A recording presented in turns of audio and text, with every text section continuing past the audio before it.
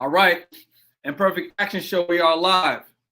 Now, I'm gonna be honest with you guys. We're taking some real imperfect action. This is attempt number 3 with my guy Richard Ustra, who is an amazing speaker, professional traveler, professional networker, and connector. And today, you're gonna be sharing some of his gems on like number one, why is he in Panama? How to get to Panama? Number two, how you can do it too. And number three, we'll just let him on his path. So, Richard, I'm excited to have you here. I'm excited we finally got things stable. Seems like they're stable right now. So we can learn more about you, your amazing story, and what you have going on. And I think I heard you talking about your origin, and you were talking about, you came from and how you grew up. So let's start there. But welcome to the show. Thank you, man. Pleasure to be here. And yeah, imperfect action, man. I mean, that's the life of every entrepreneur, right? So I appreciate it, man. And yeah, I was talking a little bit about my background, my story and stuff like that, and really where I came from. And been traveling a lot lately, so that's what everybody wants to know about. And it's crazy because coming through the pandemic, like you said, there was a lot of questions around the travel industry and the travel business, and a lot of it came to a halt. It's flying again now, obviously, but going back to the very, very beginning, what I was saying is, I was born in Northern Canada, 4 sisters and me. So, my family, regular, average family, my mom, hairdresser, music teacher, actually retiring this year from 50 years of, probably going on about 50 years of teaching music. And so she's amazing. And then my dad has been in the radio industry his whole career, not as a broadcaster, but more on the sales and account management and creative side. So he got a job in the radio space down in South Africa when I was 5. So I got my first passport at 5, moved from Canada to packed up everything in a container, moved over to South Africa. So we went through Holland, which is where my dad's family's from. Ustra is a Fries name from Friesland, which is a part of Holland. Friesland. And Friesland. yeah. So we get down there, and my whole world just kind of got flipped upside down. I got a whole different worldview than a normal 5-year-old to 12-year-old kid's upbringing. I didn't play video games, I didn't watch TV. I was outside, playing soccer, making friends with locals. Getting into my friends were from like Ethiopia, or my friends were from Namibia or the US, or friends from Europe. And so I started to really just fall in love with like different cultures. I fell in love with just people in general and meeting people from other parts of the world. So when we came back, I really I just started working at a young age. I've always had a job since I was like 11, 12 years old. I started working on a friend's farm. And I think I had 25 jobs before I was 25. And I finally figured that I needed to go into entrepreneurship because, I couldn't find anything that I really, truly felt like I could do, as a career, let alone, be excited about. And that was really all I ever wanted, bro, was to have a life I was wildly excited about. I wanted to wake up every morning and just be like fired up and excited about my life and live a life full of adventure. Like Jim Rohn talks about, one of the men that I've studied over the years, he talks about how, we shouldn't seek for security, we should seek for adventure. And that's how I've always lived. And that's my philosophy on life. So getting into network marketing in my entrepreneurial journey, finding that industry, and then finding, that I could actually, in the last year, actually go become a professional in the travel space and take all my experience and all of my, my networking ability, my love for people, my business skills, entrepreneurship, and tie that into travel. I was just like, dude, I'm all in. So that's what I've been doing since about last July. And it's been a lot of fun, man. I'm very, very blessed, very grateful. It feels like a dream job. So number one, it sounds like you're really well cultured, right? You've had friends from a lot of different places, moved around a great deal. Definitely have to be a people person. You have 25 jobs before you're 25, right? So, what are some of the lessons that you learned before we talk about travel? What are some of the lessons you've learned from all these different experiences? Some that you've kind of created on your own, but then also some forced upon you because of moving around, with your dad and your family and stuff like that. What are some of the nuances, some of those lessons that have helped shape who you are? I mean, there's a few. I mean, to start with, the thing with traveling and the thing that I've learned is that, a smile doesn't, you can smile and you can be a good person and you don't need to speak someone's language. You can walk up to somebody and you can, you could speak two different languages. You don't know each other at all, but you could smile, you could shake their hand, you could say, hope you have a great day or God bless you, and just like bring, put a smile on somebody's face, no matter where you are in the world. The other thing is just, adapting, being able to adapt. I think that throughout my journey, I'm turning 35 in a couple of months. I really believe 35 to 40 is going to be the best 5 years of my life. I'm positioned really, really well right now, and I'm just excited. But adapting to, I don't want to say what's going on in the world, but just looking at when I started, I was like, what's the best thing? What's the best move that I could make in that's right in front of me where I am right now. I grew up in a small town, so it was farming and construction was what everybody did. So I got a job in farming and I got a job in construction. Then I moved to the city and it was like, restaurants, nightclubs, working retail, and I was like, okay, well, I want to get into those industries. I want to start working in those environments, but I'm always looking to go, how can I build relationships with people here? How can I meet people, the top people, whether it's at a company or at a business or wherever I am? I want to meet the top people and I want to say, what can I learn from them? I'm always asking questions, right? So asking great questions has really helped me along my journey in a huge way, man. I think, I've always been super, super curious. Like I was the kid that always went up to my mom as a little kid and I was always like, why? And she's like, because this. I'm like, but why? And she's like, well, this. I'm like, but why? And over the years, like I look at I worked in the insurance industry for a while, right? And I would go to meetings and I would meet everyone and I would find the top guy there and I would go and ask him, hey, give me one tip of how you became the number one guy, right? And then I got into this travel business and I figured out, who the top guy was. And I said, okay, I'm going to adapt, to this space. And the best way to adapt to something is ask the right questions, because what I want and the dream life I always had in my mind, the vision, I think what a lot of people have, if they're anything like me, is they have a vision of what they want their life to look like. I think there's certain people that have gotten clear on that. There's a lot of people that haven't, but I think everybody has an ideal version of like, hey, here's what I want my day or my life to look like. And so when I got into the travel space, I went to the owner, the co-founder of the company, and I just started asking him all the questions that I had to say, hey, how can I add value? That's one thing that's helped me. That's a question that's helped me along my journey so much, is just going to people and saying, hey, how can I add value to you and what you're doing, whether I'm a part of what they're doing or not. And then that allows you to build great relationships with people. And so throughout the years, I think a lot of my opportunities that have kind of just cascaded, it's like the domino effect, right? Like you start with something, it leads to something else. It leads to another open door. Some doors close, some doors are open. But if you're always, smiling, adding value, respecting people, honoring people, but also just going to them and saying, hey, how can I improve what you're doing? Or how can I add value to what you're doing? You're going to build relationships, and those relationships will allow you to continually get better and better opportunities. And, I mean, those are a few things that come to mind when I think of your question.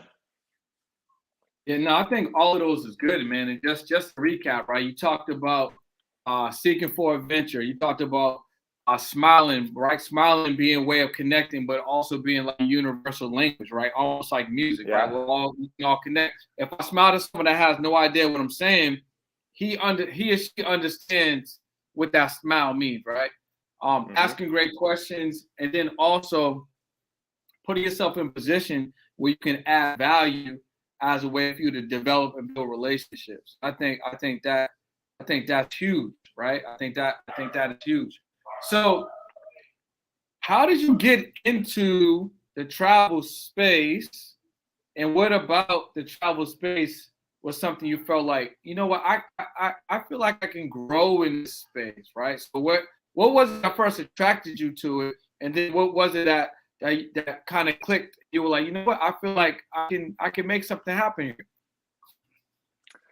Yeah, so if you rewind to 2018, I had been an entrepreneur since 2014, so about 4 years of, I was in the financial industry. I did pretty well, actually broke a company sales record that had been held for 96 years with a big deal I put together.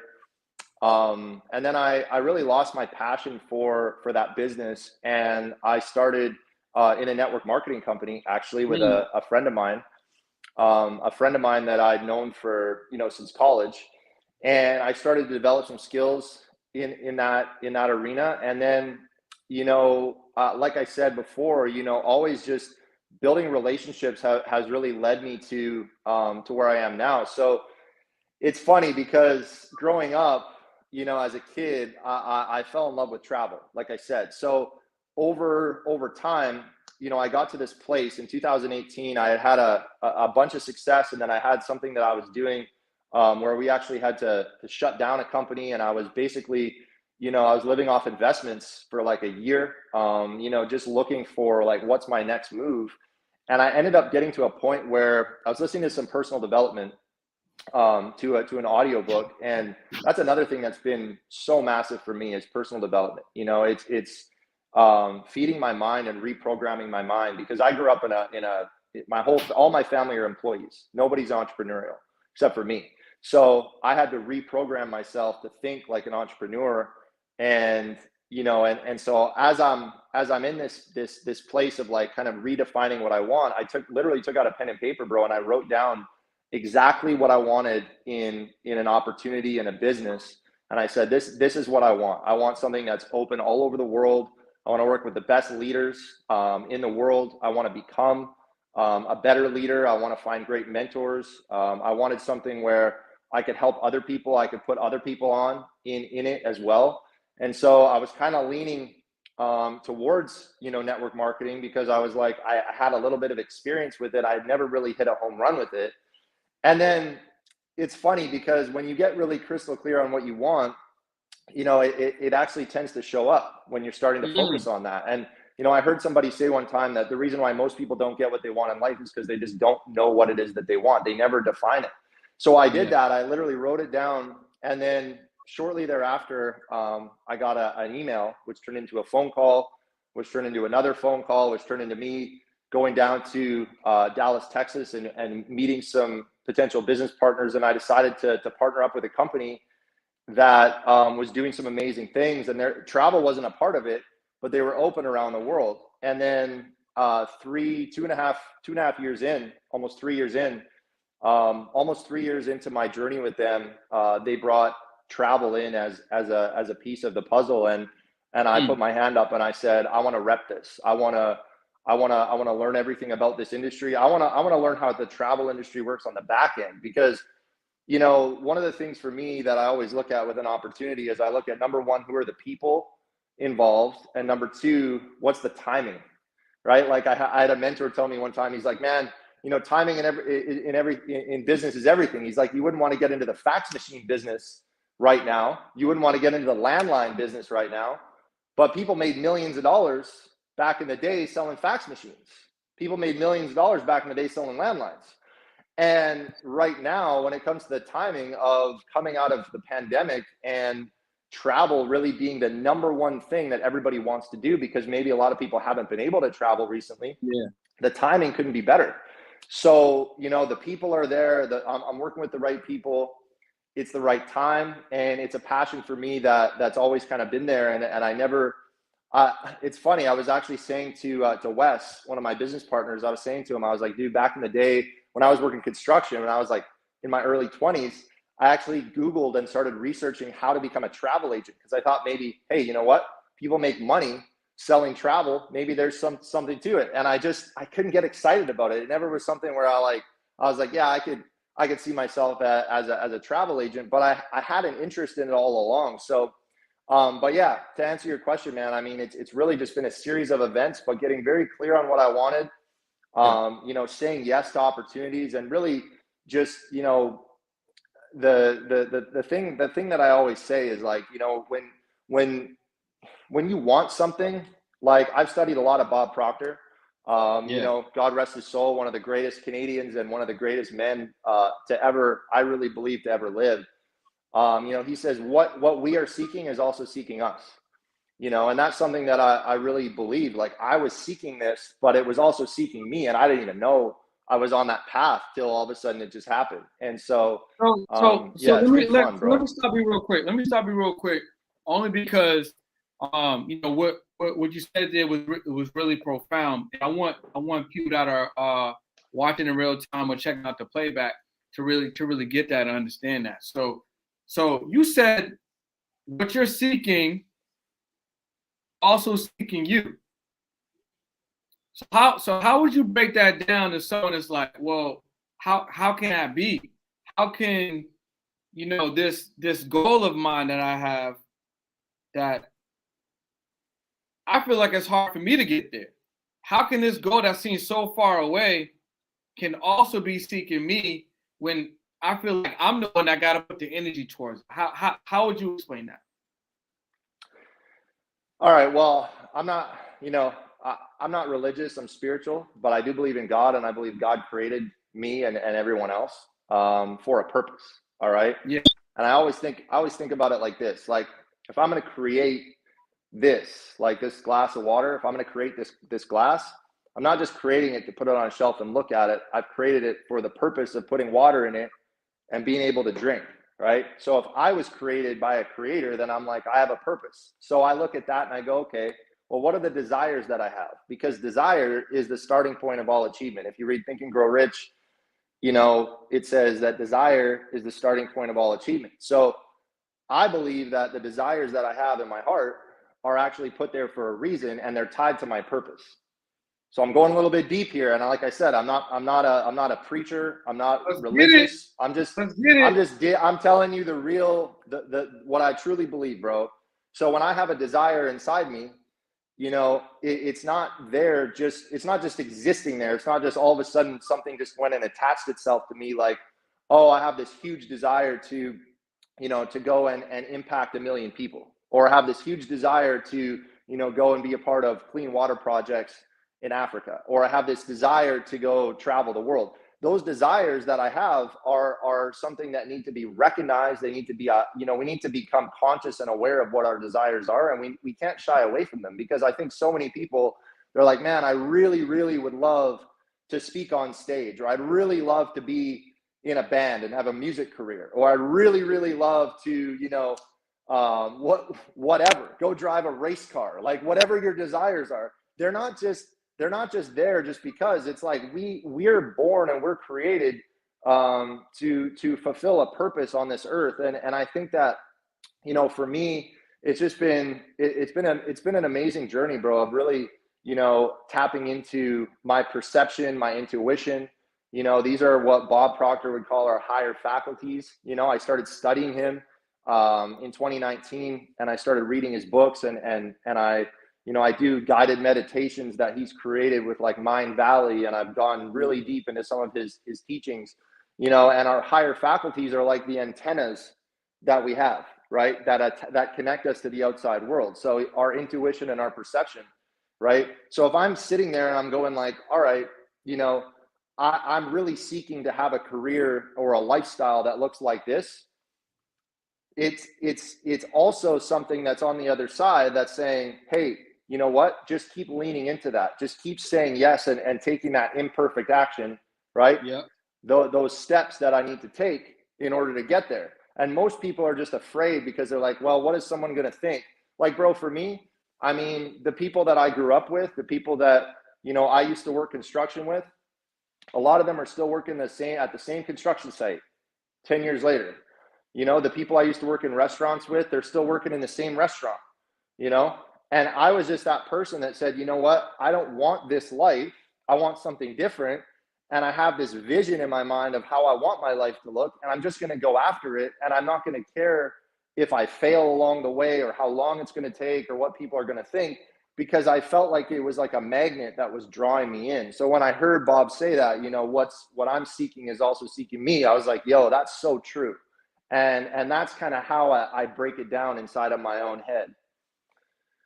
That was great, man. I really like how you broke that down, and I have to say to you also, like as far as like with the guided meditations, I personally normally tune into Bob when I do the guided. You know what I'm saying? I'll do like a 10 or 20-minute situation. I'll go on Yeah. YouTube.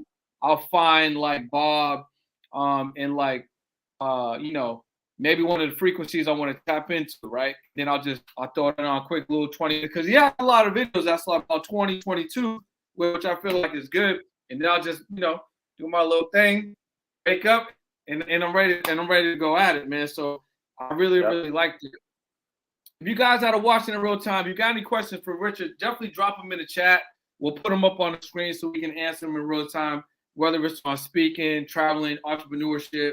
Obviously, we're talking about the higher faculty. So if you got any questions on that, definitely drop them in the chat, man. So who's coming with me and where are y'all going? How many places have you traveled? How many countries have you traveled? How many different places right now have you traveled?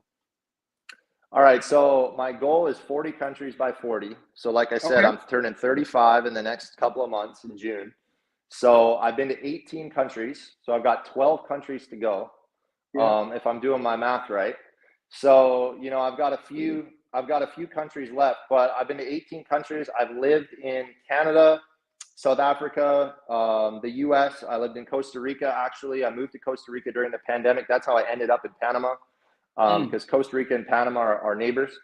And so I've lived in 5 countries. I've traveled to 18. And yeah, I love it, bro. I mean, I get excited. You know, last year I went to 6 countries, 5 of them I'd never been to. And I was just so excited for that opportunity because, you know, like you were saying earlier, you know, so many people have this mentality of like, well, let me work till I'm 60 or 65 and then let me take a cruise. Or let me work till I've completed this, or I have this much money in the bank, or you know, whatever. And they put it off for so long. And it's crazy how much I was just talking to Wes, we were doing an Instagram live, and he was saying, you know, you could drain my bank account, you know, and take away everything I have, all the material stuff that I have, and the money I've made, and you could put, you know, and give me the experiences that I've had, and the people I've met, and the development that I've had just in traveling and in meeting those people and experiencing those things.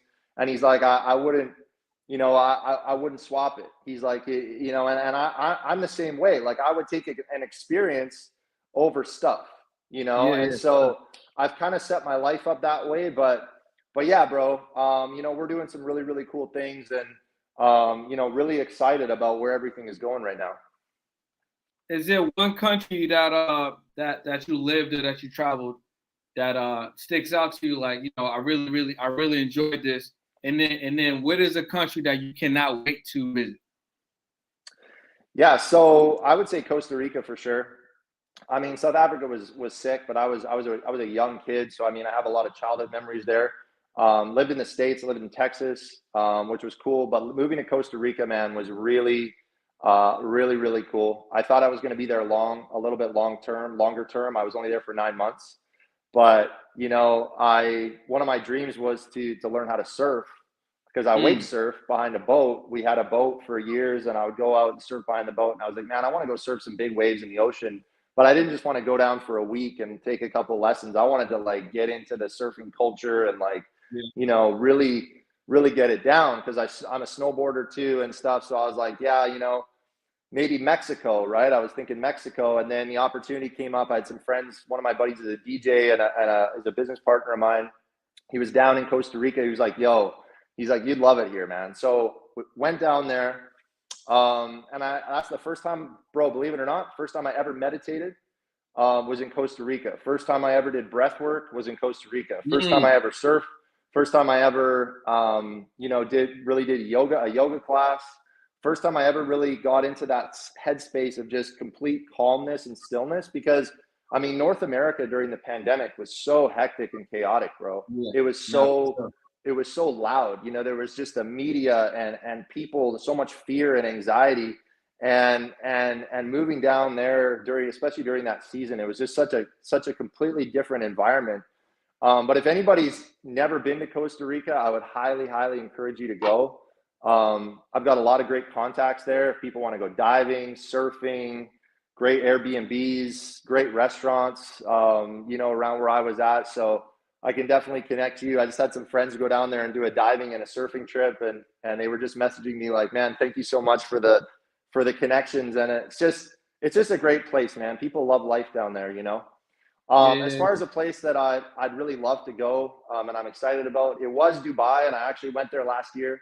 Love Dubai, man. It was an absolute blast. But right now, you know, I want to get out to the Mediterranean. I've never been out to the Mediterranean, but like, you know, Italy is somewhere I'd really like to go. I really want to check out Italy all along the coast, like Amalfi Coast. yeah, Muffy. I want to get in there and check that out. I'm excited to go. I want to go to Monte Carlo as well. I really want to go to Monte Carlo. So I love boats, and I love looking at like yachts and yacht shows, and you know, I watch all that stuff. I can't wait to get over there someday. Yeah, you might have you hit up yacht week yet? I have not. I have not. Yeah, yeah, that's pretty popular. I think it's been other countries have been also adapting it. Like I seen Toronto actually has a yacht week coming up on Lakeshore. Uh, Okay. that's brand new for 2023, but I just started seeing some promo for it. So I think it's starting to become more popular in other places as well. So Definitely. talk to me a little bit about like the speaking. So how did the speaking kind of get entangled with the traveling, and how do they all mesh together? Yeah, so through network marketing, man. I mean, the first time I ever did a presentation and stood up and spoke publicly in front of anybody was I was in the insurance business. I was in, you know, the financial industry, and I got into these networking groups where I would go to like Business Networking International. It's been Mm, around for a long time, but I used to go to their lunch meetings, and I used to stand up and we do a 10-minute presentation and like pitch our business, right? And then I met a guy through BNI actually that got me into network marketing. And then I started, you know, speaking in like a living room and then on a stage. And then, you know, it's 500 people and then it's 3,000 people. And yeah, I'm speaking at an event in Orlando coming up actually in 2 weeks about how to build a business in the travel industry and how to be a travel professional in 2023. So, I mean, it's really kind of something I've always loved to do ever since I got the bug for it. You know, the first time I ever spoke in front of people, I was terrible. I was so nervous, you know. But when you do it, you know, when you start to just, it's like anything, right? You just start to get more and more comfortable, and then you start to realize like when you have a microphone and you have hundreds or thousands of people in front of you, you know, and you have a platform, you can really add value to people, and yeah, you can really speak and share things with people that really truly can help people, right? So instead of just, you know, me going like, oh, I'm going to go up there and impress people. Like a lot of people go up and they just want to tell their rags to riches story, or they want to, you know, I'm always trying to, there's nothing wrong with that. And people need to hear those inspiring stories. But I'm like, I want to just share value with people, and I just keep getting opportunities. So, you know, a couple podcasts, you know, a couple speaking gigs. I got to go do a little speaking gig here in Panama for a friend of mine. He wanted me to train, you know, come in and do some mindset and teach, mm, you know, his team from his business. He had them. He was doing like a weekend training event, and he's like, "Hey, can you come speak and just teach on the mindset that it takes to be successful?" So I taught them a training I put together on self-worth and self-esteem and, you know, self-work and self-love, and something that I was learning that I had really kind of tapped into, and I tied it all together into this like 40-minute talk. And I was like, you know, it's something I love to do, and I got a goal, you know, one day I'd love to get paid like, you know, big money to speak, because I was actually just in an event in Miami with Alex Morton, and Ed Milet spoke there. yeah. And you know, here, I don't know if you ever heard Ed speak live. The guy Um, is no, I know, I never, I next never, level. prefer to speak live. No, always either virtual or playback, but never live. Yeah, so after the event in Miami, one of my friends actually talked to a guy that was there, and he said, adding up what Ed makes at a speaking gig in 2023, the guy's going to make over $50 million just in speaking fees. And I'm going like, that's crazy. You know what I mean? That's exciting. To get to that level, even if I have to wait till I'm Ed's age. I think it's something that I'd love to just continue to do and continue to just get better and better at, and hopefully more and more opportunities come up. I think it's a very powerful skill. I mean, I've had the pleasure to see Myron Golden and Nehemiah Davis close like over $3 million from the stage, like individually from speaking. And I happened to be in the audience and see what's happening. And I seen Myron do it twice. Actually, I've seen Myron do it twice, and I've seen Neil do it twice. And it's like hundreds of thousands of dollars or even millions of dollars. And it's so crazy. And recently I had an opportunity to connect with Joel Bauer, who's like the coach's coach, right? He's like an OG. And he was kind of breaking down some of the nuances and some of the persuasion techniques, some of the strategies. And I think Myron said this too, but one of the like, if you want to really make a lot of money, or if you really want to be someone that has a lot of impact, you have to speak, you have to orate. And and it's fascinating because if you look at it, like top artists, right? Top athletes, right? What are they doing? Like, what's Shannon Sharp doing right now after you play ball? Beyonce just went crazy, right? Rihanna just went crazy at the Super Bowl. Using this power right here. Yeah. And we all have that power. So I think that's really amazing. It's like really at the highest level of value.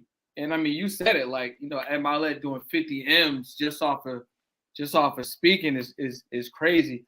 And also speaking is like acting. It's like you could do it until it's a wrap. Like Bob was still doing Bob. Like he was still speaking and impacting and teaching. And holding his that's what I'm saying. So it's one of those skills that if it can be learned, if it can be harnessed, if people take it seriously, if they have the intent to learn that, I think it's a gift that we all have.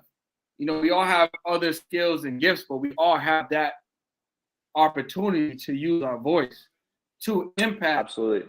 On the highest level. Like, yeah, I'm gonna have what I'm good at over here. You're gonna have what you're good at, but we still all have this voice that we can use to impact and change lives, or just because you never know. Like someone's listening right now, they might be seeing you for the first time, or maybe they're gonna watch the playback 6 months from now, catch a little 5-minute soundbite, and it's like your voice made that impact. It's different than like a product or a service, right? It's something that can be stamped. Like what you said earlier, you still do your Bob meditations. I still do my Bob meditations. Like rest in peace. But look at the legacy that he was able to leave. It is from these two things: your mind and your voice. 100%, bro. And that's the other thing. That's the other thing too that I think a lot of people, I know for me, I can't speak for everybody, but I know for me, for a lot of years, I didn't realize how powerful my words really were. The life and death is in the power of the tongue, right? So if you look at what do I want my life to look like? Well, what are the words I'm speaking? Because whatever I'm speaking, I'm creating. And so if I'm speaking life, if I'm speaking positivity, if I'm speaking what I want versus what I'm speaking what I don't want, I'm going to go get that thing. I'm going to attract that. I'm going to create that in my life. And it's interesting. I was just reading a book by Neville Goddard. I think I have it here. It's crazy how it's called The Feeling is the Secret. I don't know if you've ever studied anything Neville Goddard, but he talks about the thoughts that we have actually then become the words that we say. And so when I say like I'm a speaker, you know, part of that is I'm speaking every day the future that I want to have, and I'm also speaking into other people and speaking life into other people. Like one of my guys I talked to yesterday that's in my team, you know, I could tell he was a little bit, just a little bit down, you know, not having the best day. And I said, listen, bro, you know, we get told all the time all the things we're doing wrong. We Yeah. grow up people saying, hey, you shouldn't do that, or you should have done better over here, or you know, you did this wrong. And I said, listen, sometimes we just got to hear what we're doing right. And I said, I just want to encourage you. I want to speak into you, and I just want to acknowledge you, and I just want to tell you that I think you're doing a great job, and I appreciate you, and I'm grateful for you. You know, and just speaking that into a human being, even on a phone call, that could change someone's whole week or their whole month. And I think Hey man, that can I get a girl like that at the house? Can she just send me a voice for note and real, just say that to me? You know what I'm saying? for real, for real. Oh man, no. But you were saying speaking life into your coworker. Yeah, man, just, you know, speaking life into people, but also speaking, you know, I like to, you know, I have written in my on my bathroom mirror that I'm increasing people, because Mm, I read a book one time and it talked about the impression of increase and being a person of increase. And, you know, I guess for me, like my goal is that I always want to leave everybody better than I found them, right? Even if it's just putting a smile on their face, or some way I can add value to them, you know. But when I'm speaking to people, hopefully I'm increasing them in some way, shape, or form. And I just really believe that, you know, yeah, I want to get paid to speak on a big stage one day. Yeah, I want to have a career speaking one day, and it's going to grow into that. But right now, in this moment, I can speak and create the future that I want to have, but I can also speak life into other people, and just the gift of encouragement, bro. Like the amount of people that are walking around discouraged and down and depressed, yeah, and they just need that voice of positivity. I think that's why podcasts and personal development and all the stuff that you and I both watch, that's why yeah. we're so hooked on it, is because Mm, these are people, like you said, that are just using their voices to speak the truth and pour into other people and give free game. And yeah. it's amazing to see that that's the way that the world has, this whole space is blowing up. And you know, being a playing a small part in that is definitely, you know, not something that I would ever take for granted. Yeah, man. I mean, you shared some very profound things. A lot of bars dropped. I definitely reposted a lot of stuff in the chat that you said, right? So hopefully people that are watching in real time or checking out the playback, you guys are able to grab some of the things from the chat. If you have any questions for Richard, drop them in the chat. Ty, I see you. I think I see Brandy. Drop them in the chat, right? Right now, Rich is in Panama, and he's making an impact, right? He has an amazing opportunity as an entrepreneur to blend in that traveling piece and to make impact with speaking and just experiencing all these different cultures. So if you guys have any questions, like I said, definitely drop them in the chat. If not, I definitely want to let you know, man, I'm very grateful that we had the opportunity to spend some time together, make it work through all of the technical difficulties and all that stuff. So Ty got a question. She says, "Are you more of a motivational speaker, would you say, or an empowerment speaker?" Sorry, say that again. I missed that. Oh, she said. So her question was, would you say you're a motivational speaker or an empowerment speaker?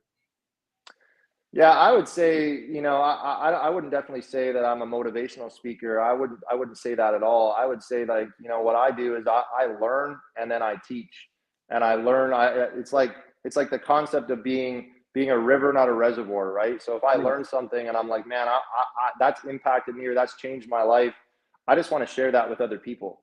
And then yeah. also teaching practical things, practical skills, you know, in business. So empowering people, I think definitely, I like that word a lot. So she has another question. I just added it to the screen right there. She said, "What's the best way to get in front of more people to empower them?" Well, you got to put yourself in the right environment. You know, for me, like I said, getting into the industry of network marketing gave me a chance to be in front of people every single day. And, you know, it gave me a chance to have, you know, the ability to grow that skill set. But now, I mean, you can get in front of people on Instagram Live. You can get in front of people on you could start a podcast, whatever you want to do. But I mean, I think that, you know, if you're a people person and you want to get in front of people and you want to develop a skill set with people, you know, I love the industry of network marketing, because you look at most of the successful, most of the people that I study, like the Tony Robbins, you know, the Jim Rohns, you know, the Bob Proctors, you know, the Ed Milet's, you know, these guys, the Alex Mortons, these are people that started in that space, and I've seen them, their progression as they've gotten, you know, to the place where they've gotten to, and the impact, like you said, that they've had. And it's just a great training ground, you know. So find a great company that you love, find a product that you love, people that you respect, and people that you love being around. And if it's a good fit for you, you know, get started, start a side business, and start, you know, start talking to people. And it's amazing the opportunities that come out of that, and how you can develop as an entrepreneur and as a human being. I call it a personal development program with a compensation plan, you know. I agree with that. Personal development program with a compensation plan. So Ty has another question. What are some of the best conferences to attend to become a better speaker? Best conferences to attend. I mean, there's so many good events. I think just getting into rooms where you can hear great speakers, and taking notes and getting the recordings. Like I was just at Break the Code in Miami. Some of the best speakers, I mean, I've ever heard. You know, we got to hear Gary Brecka, you know, Ed Milet, Dan Fleischman, Nick Santanasasso. Like, these guys are at the top of their game. So when I'm at these events, you know, I'm literally there, either recording on my phone, getting the audio, I'm taking notes, and then I'm getting the recording of the event after, so I can watch them and I can study them and be like, hey, you know, how do they come out on stage, or how do they connect with the crowd? What are they actually doing? And just studying these people. But getting out to live events, you know, and just find some great speakers you love on YouTube, and then go and find the events where they're speaking live and get in those rooms. Because it's definitely different, man. It's different hearing people live. It hits you different, and you feel different emotions when you're in a live setting than when you're, you know, when you're just listening through a screen. Yeah, I would agree with you too, man. I've been to a bunch of conferences, and it is totally different when you're there than versus if you're watching virtual or if you're watching the replay. And what I would say, you know, to what Ty was asking, I would just double back on what you're saying, right? I would look up some of the top speakers, and you know, just consume that content on YouTube. I mean, Eric Thomas is an amazing speaker. He got a program. Bob still has some, you know, amazing resources and materials out there. Alex Morton is a great person as well that has some good stuff. Jeremy Anderson's another great speaker who has some stuff. Obviously, Ed Milet, you can just study what he got going. Tony Robbins, you know. So I think really just, you know, writing down some of the people where you may want to just kind of go down that rabbit hole on YouTube, and, you know, invest. Maybe you may need to invest in, and it doesn't always have to be money. It could be time, and then at some point it could be a hybrid. You know, be some time and some money.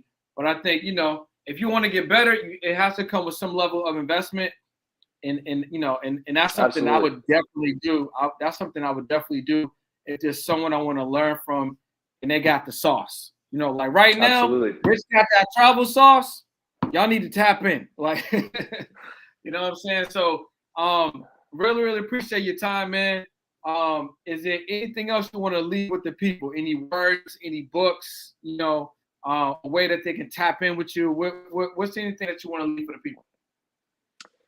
Yeah, well, I mean, I try to post every single day and add some value, you know, with everything that I'm posting. So follow me on Instagram for sure. You know, as far as, you know, books that I've read, one of the books that sticks out to me that I've listened to and I've read hundreds of times now is called The Strangest Secret in the World by Earl Nightingale. Talks about, you know, we become what we think about. And that's something that sometimes we need to be reminded daily. You know, I think in today's world, there's a battle for our minds and for our thoughts. And I think that if you're watching this, you know, we're all the same, right? We all wake up every day and have to fight the same battle. But if we can take charge of our mind and we can take charge of our thoughts, you know, we can really become what we want to become, create what we want to create, and ultimately go out and have the success that we want to have, and live the life that we want, you know. And so I would definitely encourage you. That's my number one book. I always recommend to everybody. Check that out. And you know, I appreciate you having me on, bro. It's been a lot of fun, and hopefully we can do it again sometime. Yeah, 100%, man. It's been great. I'm gonna encourage you guys to make sure that you follow Richard. That's Richard Ustra. So Richard, 2 O's, STRA, right there on Instagram. Like you said, he posts daily. If there's any questions that you did not get a chance to ask, or if you're watching the replay and you're like, man, I wish I would have seen it live, tap into his DM right now. Head over to Instagram. That's Richard, 2 O's, STRA. Ask him any questions. Figure out how you could travel, get paid for it, or just experience more of the world. This has been another episode of the Imperfect Action Show. We will see you guys on another one. See you guys.